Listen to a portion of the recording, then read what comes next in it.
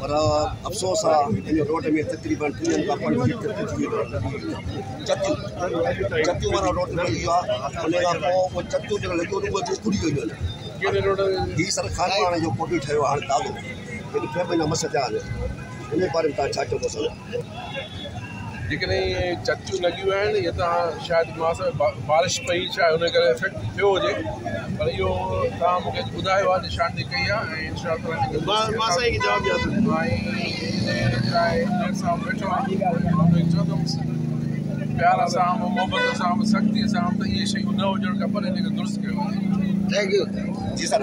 सही जो मौसम तमामु थधि असांजो एसफॉल न जेको जाम चोरेका उहो हिकु हंधि नंबर में थोरो माना टेम्परेचर लूज़ हुयो, पर उहो वरी असांजी फर्ज़ु आहे उनखे ओॾी महिल रिमूव करे थी वियो। सर जेको तव्हांजो हालानी खां मापल रोड ठहियो आहे माशाअल्लाह, उन खां 9 साल थिया आहिनि।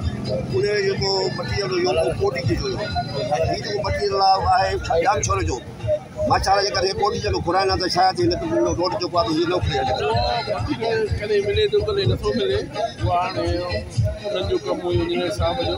सरकार कॾहिं या पथर न मिलंदो आहे, पथर कॾहिं सुठो मिलंदो आहे, कॾहिं ख़राबु मिलंदो आहे, पर इहा जेकी कमी पइजी आहे उहा दूर थींदी इंशाअल्लाह। पर सर्दीअ में बरसाति में जेको कमु थींदो आहे फ़र्क़ु पवंदो आहे। अच्छा सर, ॿियो ॿिन्ही पासां जो भरम आहे रोड जो वो 8-8 फुट कोन्हे को सही, किथे 4 फुट आहे, किथे 3 फुट आहे, ॿियो भरम बि हिननि पूरो कोन थियो आहे।